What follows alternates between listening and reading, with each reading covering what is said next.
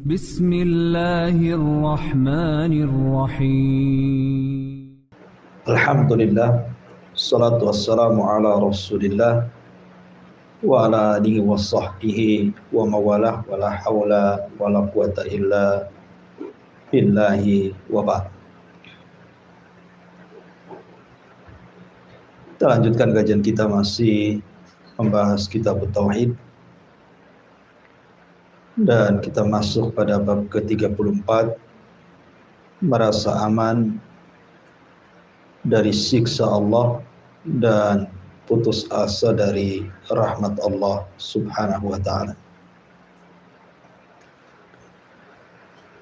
Ma'asyiral muslimat yang dimuliakan Allah subhanahu wa ta'ala,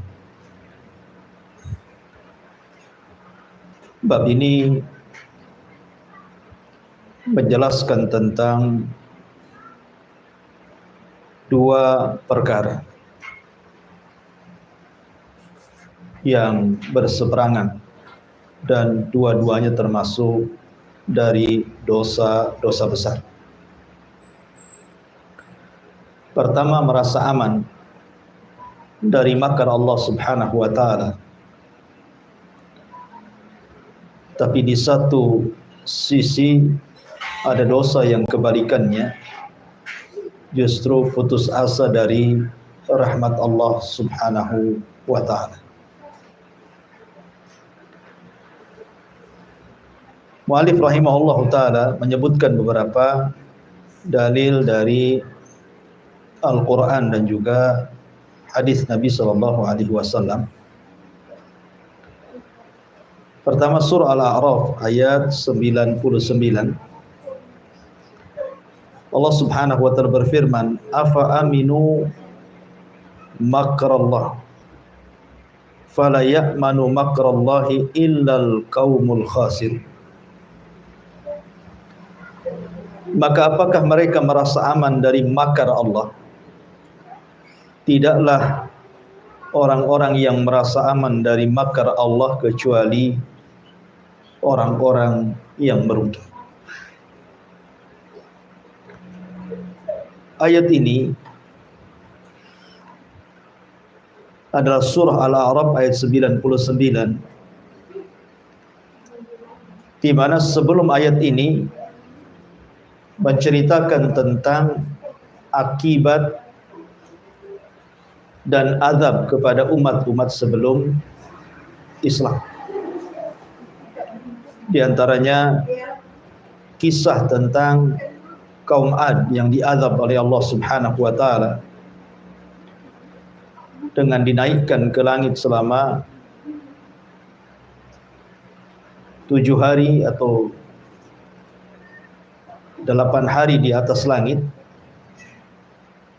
dan 7 malam, kemudian diturunkan kembali ke bumi dalam posisi sudah meninggal.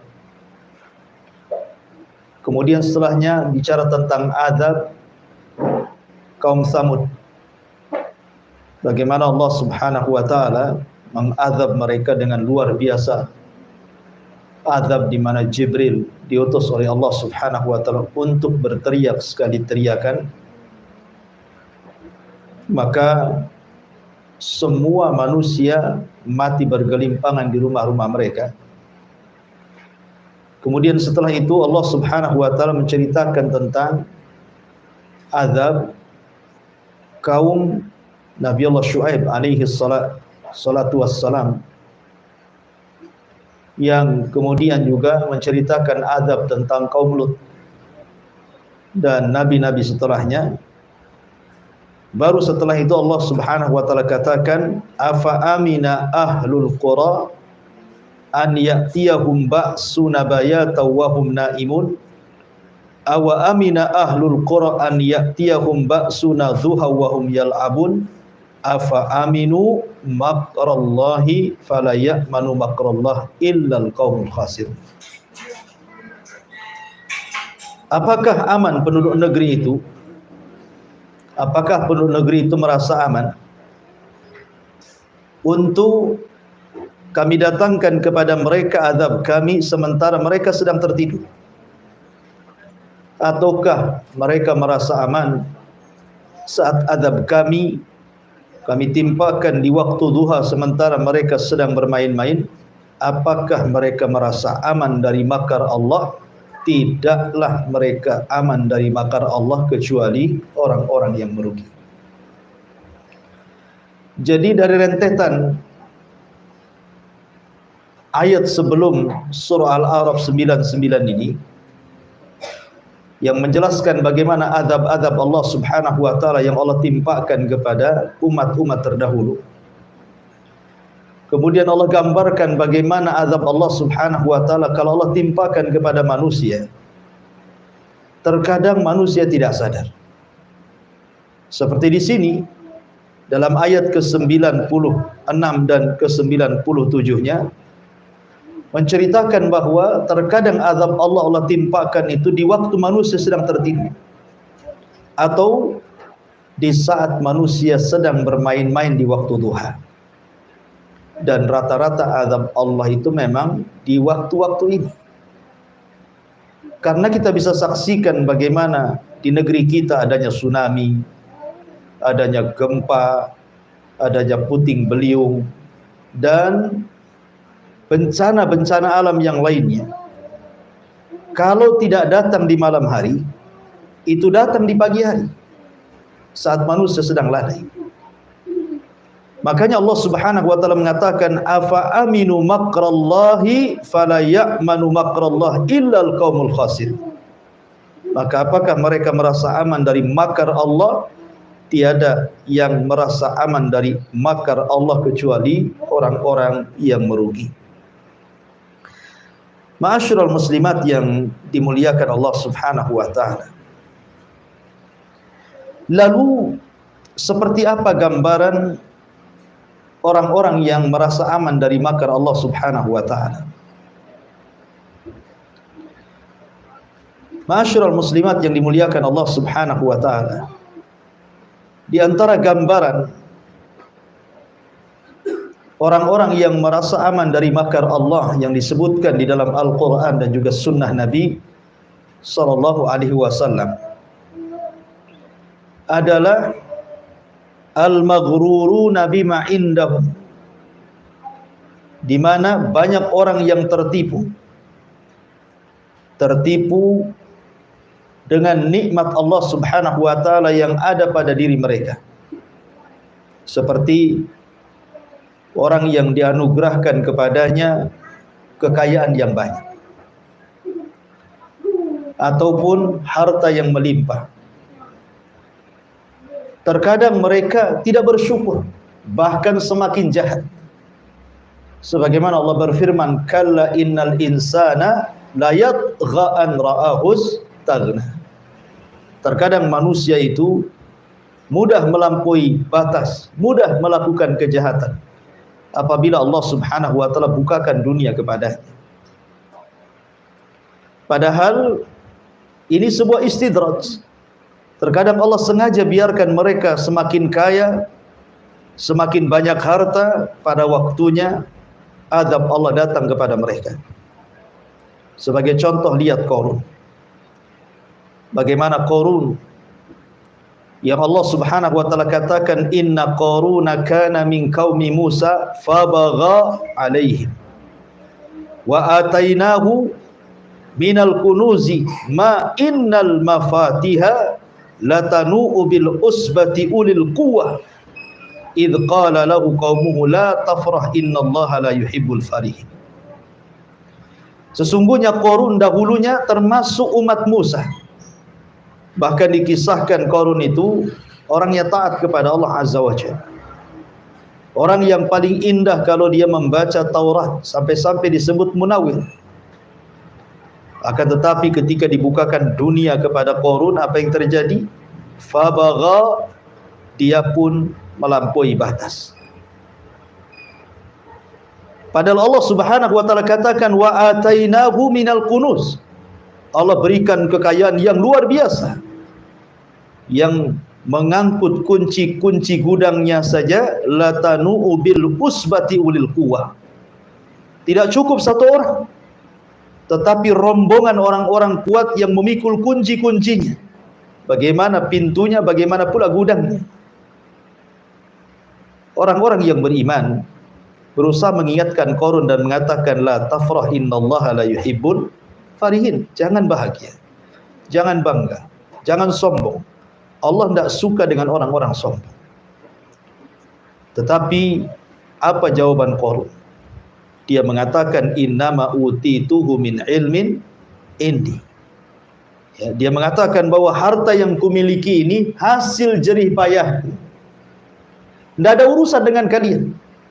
Kecerdasanku inilah yang menjadikan aku kaya. Sebagaimana orang sekarang mungkin, ya wajar aku kaya karena aku pejabat, karena aku menteri, karena aku berpendidikan tinggi. Dia mengingkari bahwa semua nikmat itu datang dari Allah Subhanahu wa ta'ala.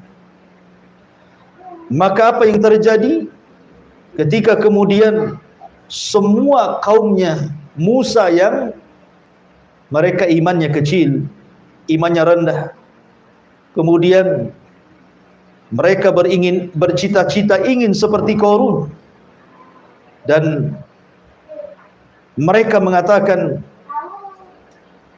ya laita lana mithla ma utiya Qarun. Duhai kiranya kami juga diberikan oleh Allah Subhanahu wa taala seperti Qarun. Mereka tidak sadar Allah sedang membuat makarnya.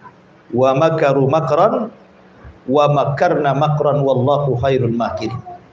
Qarun sedang membuat makar. Allah punya makar sendiri dan Allah sebaik-baik makar. Apa yang terjadi? Fa khassafna bihi wa bidalihil ardh. Maka kami tenggelamkan Qarun dan seluruh harta bendanya. Ini salah satu contoh orang yang merasa aman dari makar Allah Subhanahu wa taala. Di mana banyak Qarun-Qarun pada zaman sekarang yang mereka lalai taat kepada Allah hanya karena dibukakan dunia yang hanya sedikit kepada mereka.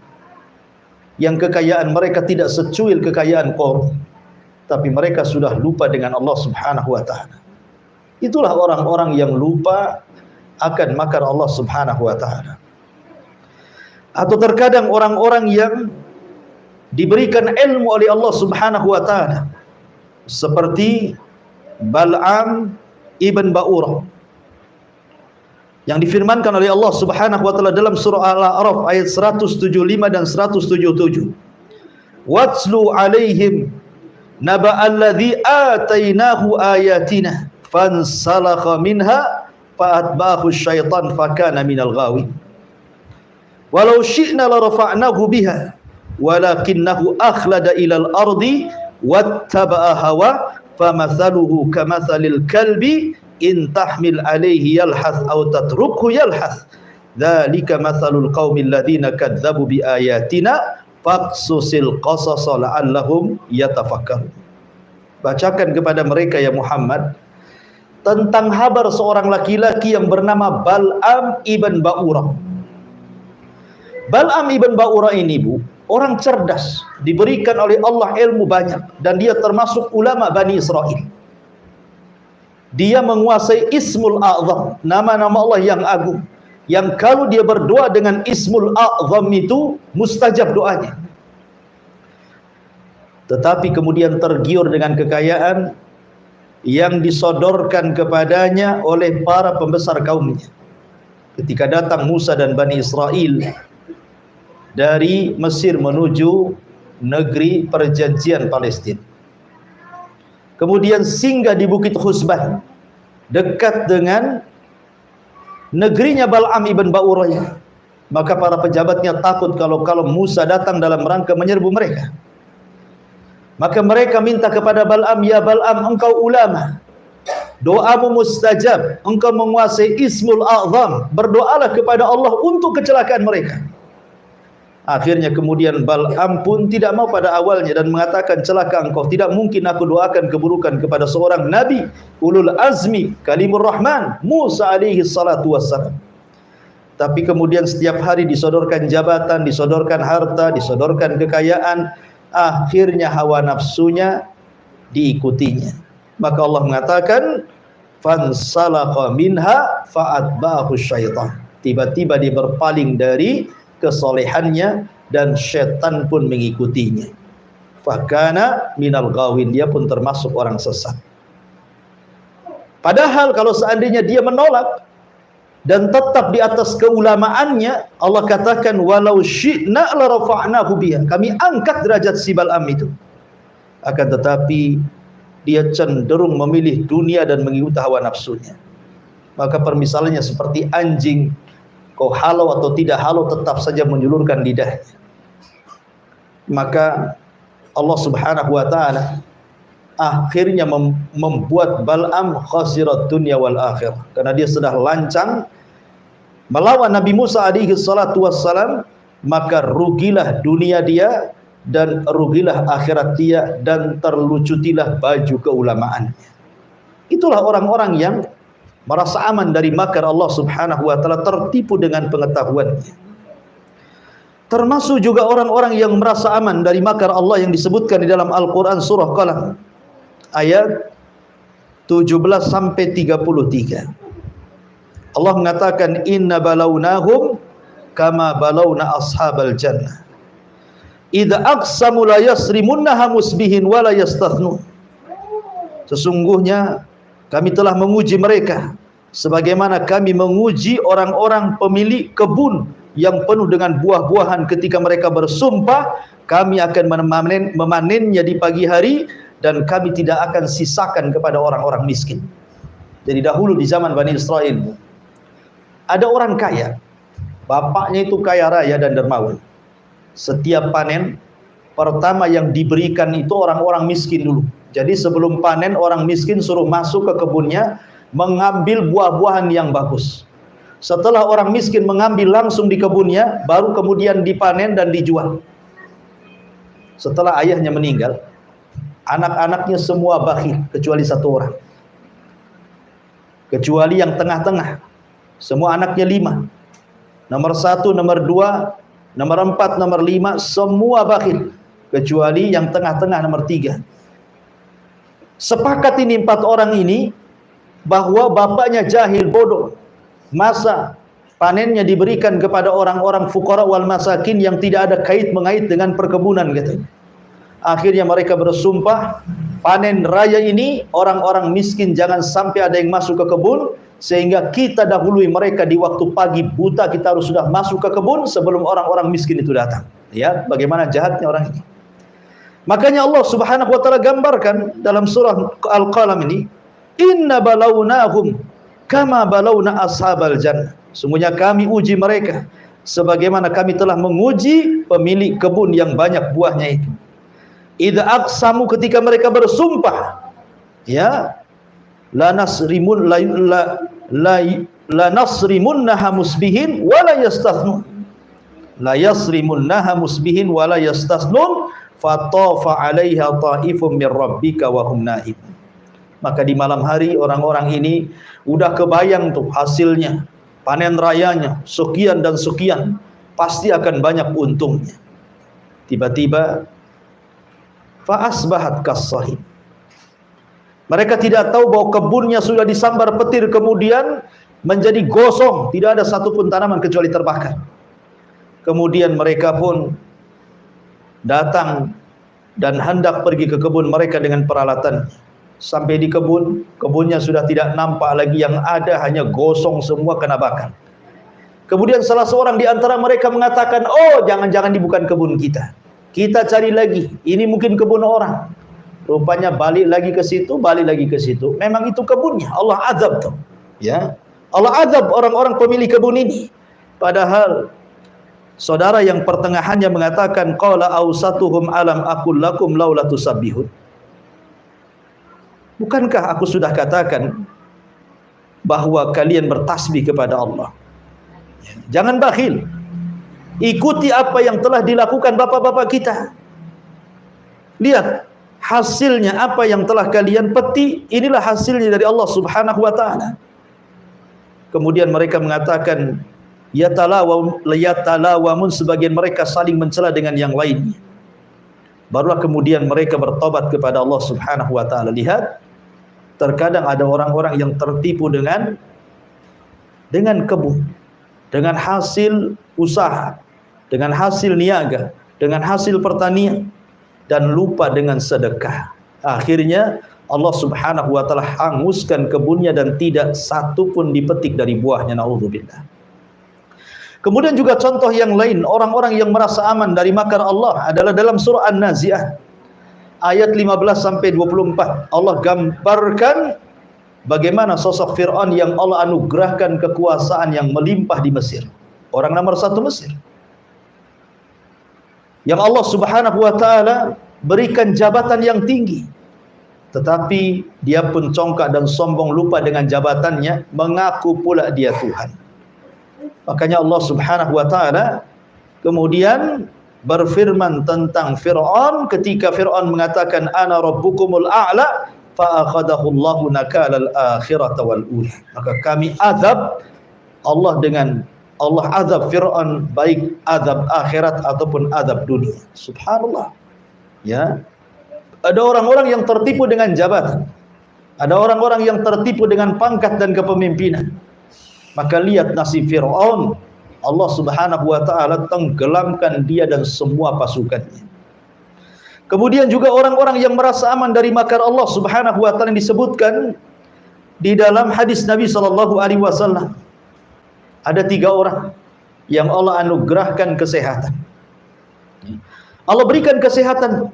Awalnya dia sakit, yang satu sakit kulit, yang satu sakit kepala, yang satu buta. Tiga-tiganya disembuhkan oleh Allah Subhanahu wa taala. Sehingga yang punya penyakit kulitnya merasa menjadi indah sekali, tidak ada kulit seindah dia. Yang penyakit kepalanya disembuhkan sehingga tidak ada rambut yang paling indah dibandingkan dia, termasuk orang buta. Kemudian mereka diberikan anugerah rizki yang banyak, di mana sebagian mereka diberikan unta, diberikan sapi, dan diberikan kambing. Kemudian Allah uji mereka, dikirim malaikat, diminta zakatnya. Tetapi kemudian mereka pun berbangga dan sombong dengan kesehatan dan juga dengan kekayaan, kecuali orang buta. Maka yang 2 diazab oleh Allah, yang buta karena bersyukur, yang sudah disembuhkan tetap nikmatnya, tetap melihat, dan kambingnya tidak diambil sama sekali, justru makin berkah dan bertambah. Begitulah orang-orang yang tertipu dengan makar Allah Subhanahu wa taala. Termasuk juga disebutkan dalam surah Al-Mudaththir ayat 11 sampai 30 tentang kisah Al-Walid ibn Mughirah. Dia tertipu dengan keberhasilan 10 anaknya. Dia merasa kaya, kemudian anak-anaknya berhasil. Semua anak-anaknya luar biasa di matanya, menjadi tokoh-tokoh besar di hadapan Quraisy. Tapi dia kufur kepada syariat Muhammad sallallahu alaihi wasallam. Akhirnya Allah ancam Al-Walid ibn Mughirah dalam firman-Nya, sa'uslihi saqar wa ma adraka mas saqar la tubki wa la tadar lawahatul lil bashar 'alaiha 19. Kami akan masukkan Al-Walid ke neraka Saqar. Tahukah kamu itu Saqar, di mana neraka itu tidak akan meninggalkan sedikit pun kepada orang-orang yang masuk di dalamnya. Subhanallah. Ya. Inilah gambaran orang-orang yang merasa aman dari makar Allah Subhanahu wa taala. Maka saya katakan, Bu, jangan pernah merasa aman dari makar Allah. Seperti orang-orang yang merasa sudah kaya, sudah sukses, sudah pintar, ya kan? Jangan pernah merasa aman dari makar Allah. Karena orang yang merasa aman dari makar Allah, mereka orang-orang yang rugi, kata Allah. Ma'asyiral muslimat yang dimuliakan Allah Azza wa Jalla, Al-Hafidh Ibnu Rajab Al-Hambali, Al-Hafidh Ibnu Rajab Al-Hambali rahimahullahu taala, ketika dia menceritakan tentang kisah Abdul Aziz ibnu Abi Ruwah. Abdul Aziz ibnu Abi Ruwah. Jadi kata Abdul Aziz ibn Abi Ruwah, hadartu rajulan indal maut. Aku datang kepada orang yang sedang nazak, sedang sakaratul maut, ya. Kemudian yulaqqin la ilaha illallah, yulaqqanu la ilaha illallah. Orang yang sedang sakaratul maut ditalkinkan kalimat la ilaha illallah. Harusnya Orang yang ditalkin la ilaha illallah itu mengikuti ucapan orang yang mentalkinnya kan Bu. Tapi justru ketika ditalkinkan ke telinga orang ini, dia mengatakan kafirun bima taqul. Ya fulan, ucapkan la ilaha illallah. Tiba-tiba dia mengatakan kafirun bima taqul. Aku kufur dengan ucapan itu.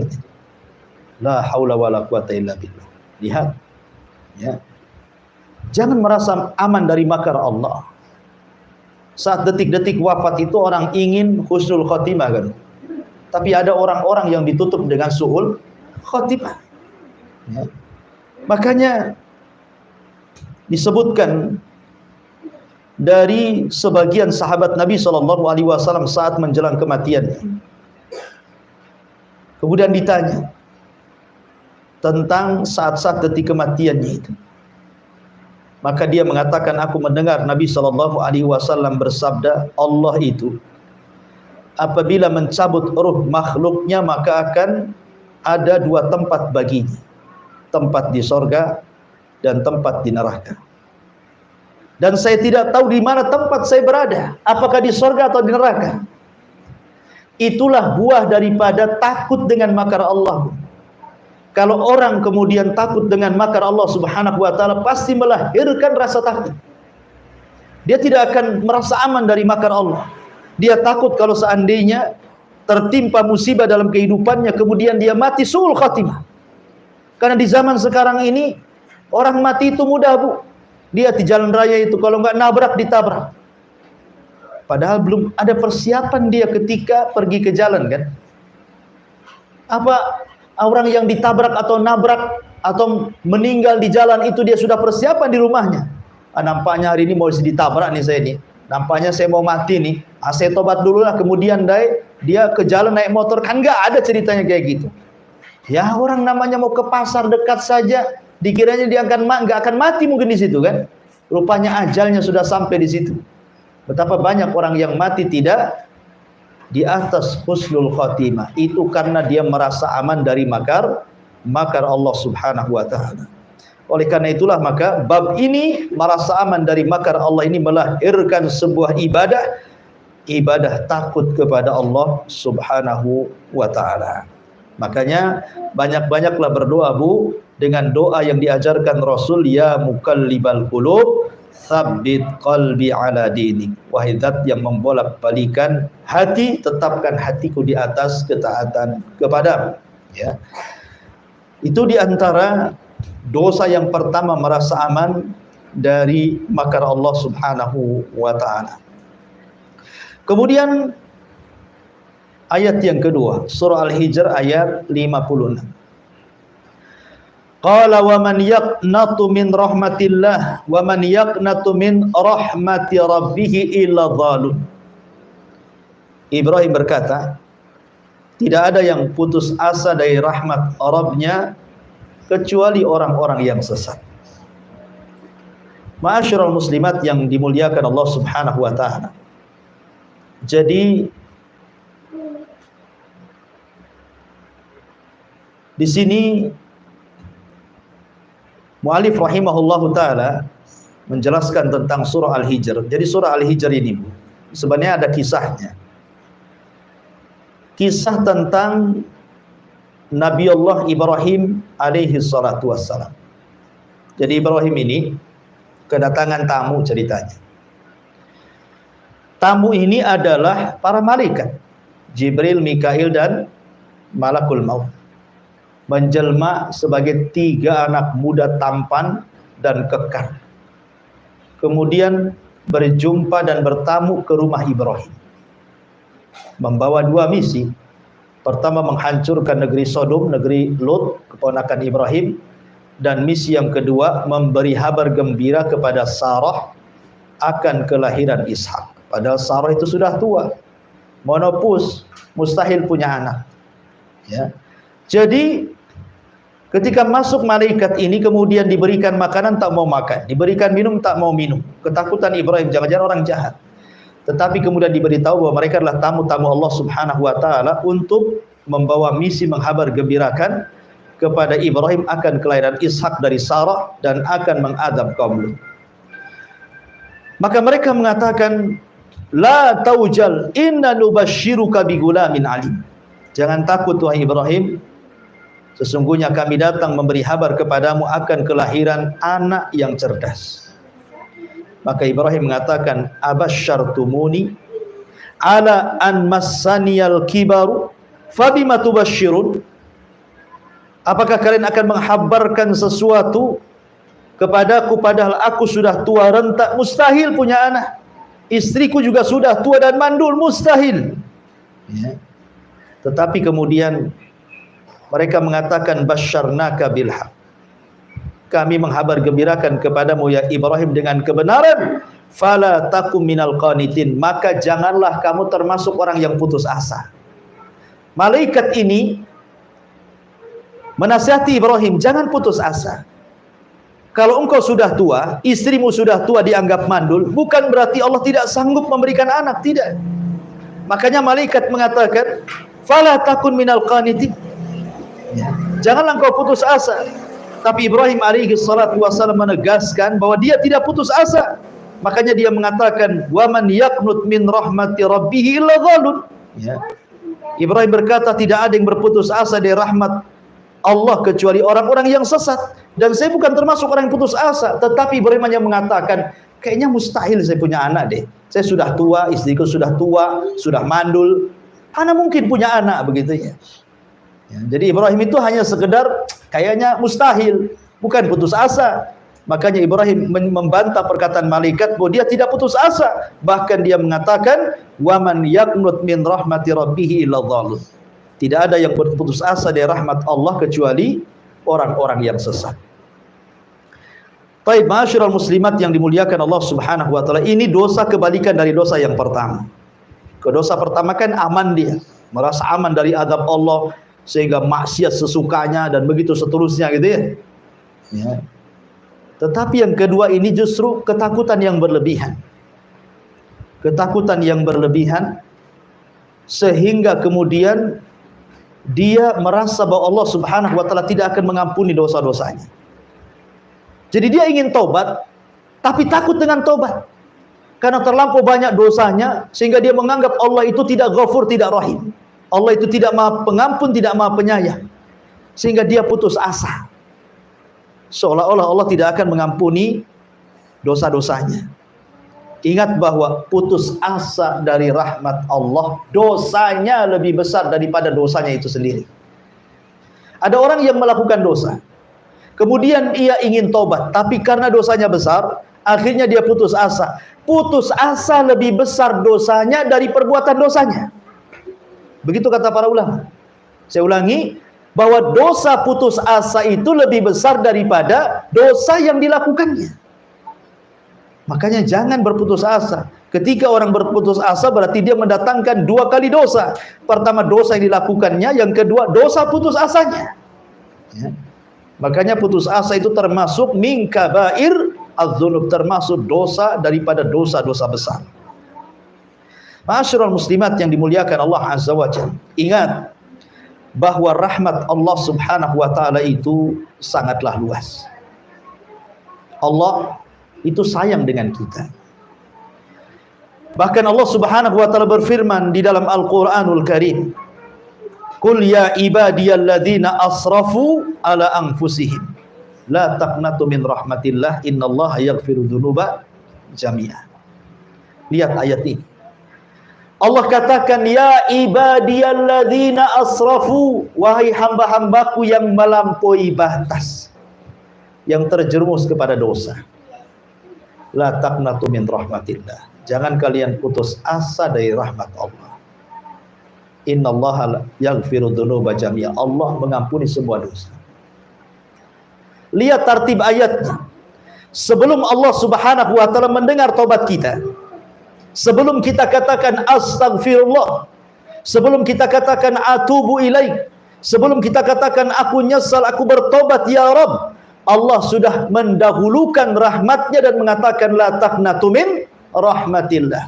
Allah sadarkan dulu, hei hamba-hambaku yang melampaui batas, jangan putus asa dari rahmat Allah. Baru Allah katakan Allah mengampuni semua dosa. Seolah-olah Allah ingin katakan sebelum kita mengucapkan meminta ampun kepadamu ya Rabb, Allah terlebih dahulu mengatakan kepada kita, jangan putus asa dari rahmat Allah. Nah, ini kan luar biasa. Kasihannya Allah kepada kita. Sebelum kita ngomong saya bertobat, itu Allah sudah katakan jangan putus asa dari rahmat Allah. Menunjukkan bahwa kasih sayang Allah itu luar biasa.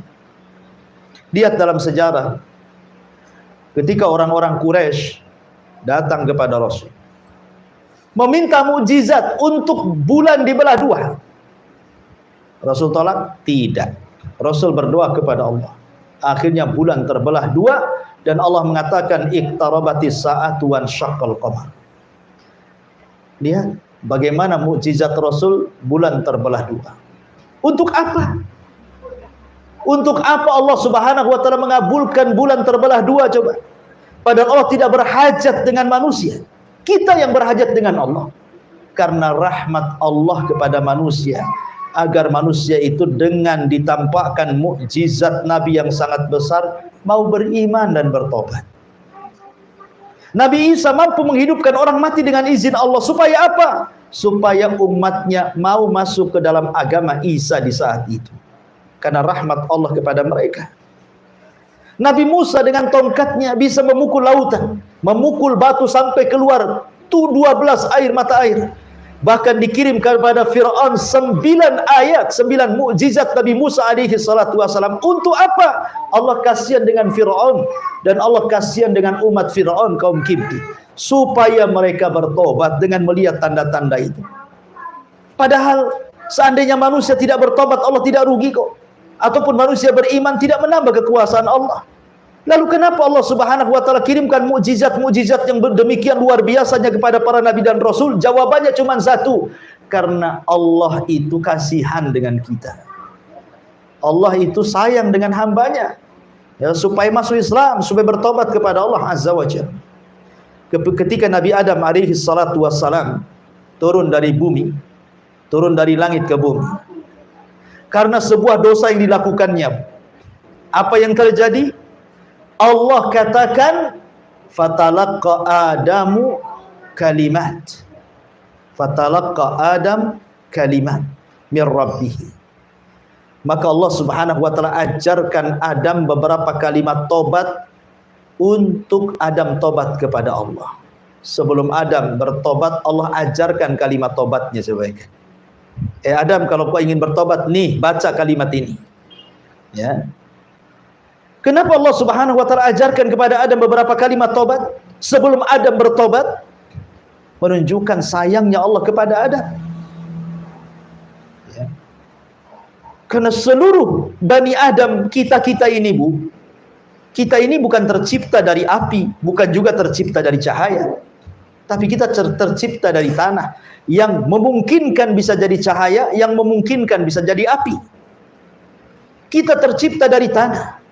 Kita bukan seperti malaikat tercipta dari cahaya, atau tidak seperti iblis tercipta dari api, tapi memungkinkan kita bisa mendekati malaikat, atau mungkin justru mendekati iblis akhlak kita. Tetapi Allah Subhanahu wa taala Ghafur. Allah itu Rahim. Allah itu Maha Pengampun dan Maha Pemberi rahmat kasihan kepada hambanya. Tetap saja dosa sebesar apapun yang kita lakukan kepada Allah Azza wa Jal, Allah pasti menerimanya. Ma'asyiral muslimat yang dimuliakan Allah Azza wa Jal, dari sini jangan pernah kita al-qunut min rahmatillah, agar kita jangan sampai putus asa dari rahmat Allah Subhanahu wa taala. Kenapa? Karena putus asa itu satu termasuk sifat-sifat orang kafir. Allah mengatakan, "Wa man yaqnut min rahmati rabbih illa dhalim." Tidaklah yang putus asa dari rahmat Rabbnya kecuali mereka orang-orang yang sesat, orang-orang kafir. Dalam surah Yusuf, illal qaumul kafir, kecuali orang-orang kafir yang selalu putus asa dari rahmat Allah. Kemudian putus asa dari rahmat Allah termasuk bukan sifatnya orang-orang yang beriman, karena orang-orang yang beriman tidak pernah putus asa. Dan putus asa dari rahmat Allah adalah bentuk mendustakan Allah dan Rasulnya. Putus asa dari rahmat Allah adalah su'ul adab. Dia sedang buruk adabnya kepada Allah Subhanahu wa taala. Dan putus asa dari rahmat Allah menyebabkan orang masuk kepada kekufuran dan dosa besar.